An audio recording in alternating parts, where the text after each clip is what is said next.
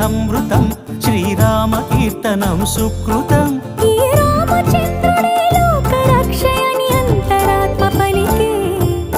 జగదానందకారక జయ జానకి ప్రాణనాయక శుభ స్వాగతం ప్రియ పరిపాలక జగదానందకారక జయ జానకి ప్రాణనాయక శుభ స్వాగతం ప్రియ పరిపాలక మంగళకరమౌ నీరాక ధర్మానికి వేదిక అవుగాక మా జీవనమే ఇక పావనముగాక